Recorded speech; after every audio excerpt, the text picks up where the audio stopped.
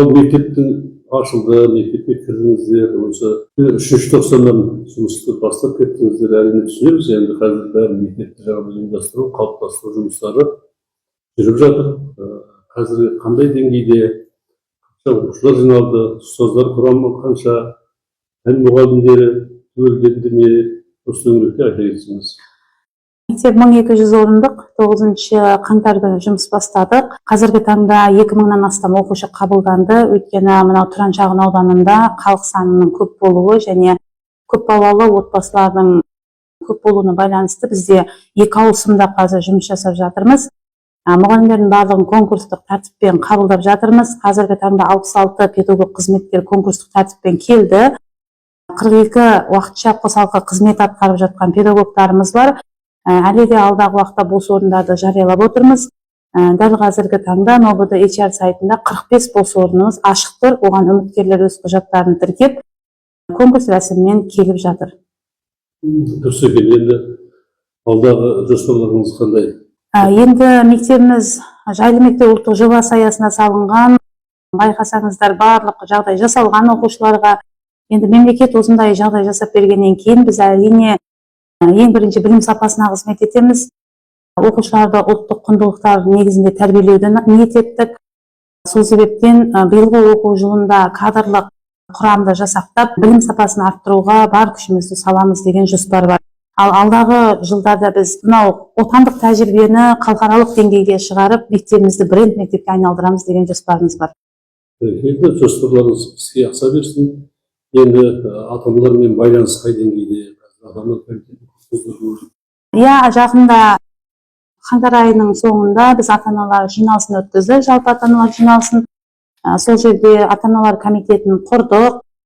Тұранның тұрғындары біздің мектебімізге өте жақсы қолдау көрсетіп жатыр. Ата-аналар комитеті бізге бар жағынан қолдап, оқушылардың жаңағы тәрбиесіне, білім алуына қолдан келгенше көмек көрсетіп жатыр. 3 одақты құрдық.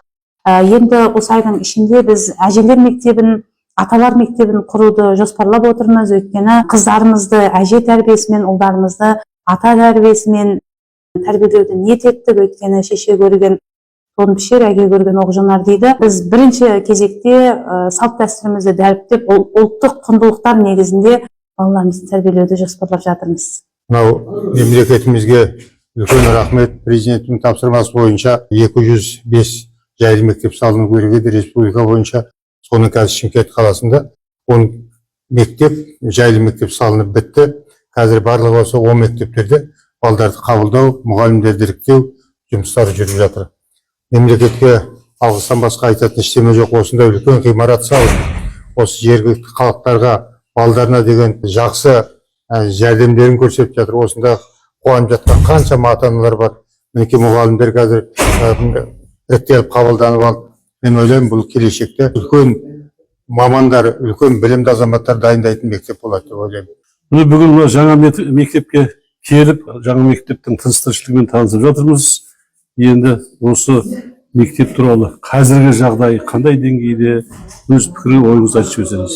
Жақсы айналайын. Жақсы сұрақ қойдың, сұрағыңа лайықты жауабыңды берейін. Бұл 2021 жылы осы Мөлтек аудан Тұран 2 ашылды, сөйтіп ел қоныстана бастады. Содан бері қарай мен осында тұрып келе жатырмын. Мен де сол көптің бірі болып осында қоныстандым. Одан кейін мынау мектептің жаңадан қоныстанған елді Мөлтек аудандарда мектеп болмады. Бала шағаның бәрі жан-жаққа мектепке бөлініп, 79-ші мектеп, басқа мектеп, қаланың ішінде мектептерде әр жерде оқып жатқан жағдайы болды. Ал енді сол 23-тен бастап осы мектептің құрылысы басталып, Құдай қаласа міне өте керемет мектеп болып шықты. 24-тің аяғында, жаңа жылдың алдында, 25-ші жылдың былай айтқанда жаңа жыл деп айтамыз ғой, январь айының, қаңтар айының басталатынның алдында осы мектепті тапсырып жатырмыз деген сөз болып, осында мен келіп көріп жүрген жағдайым болды. Былай айтқанда мен зейнеткер адаммын. Сол зейнеткерлігімді пайдаланып, осында құрылыстың жаңағы қалай жүріп жатқанын көз жеткізу үшін келіп арасында көріп тұрған жағдайым болды. Бұл мектептің дүниеге келіп, осы мектептің салынғанына біз өте қуанып отырмыз. Құдайға шүкір. Бұрын осы Тұран елді мекенінде нөмірі 79-шы өкімет тарапынан салынған бір мектеп бар еді.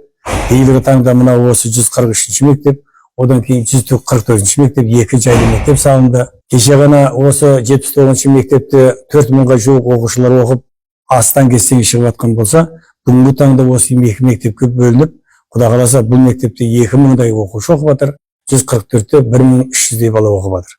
Енді жайлы мектеп болғаннан кейін, келешегі осындай қандай бір керемет мектеп болып салынғаннан кейін, біраз балдарымызды, немерелерімізді осында бергеніміз рас. Қазіргі бүгінгі таңда олар тәлім тәрбие алып жатыр.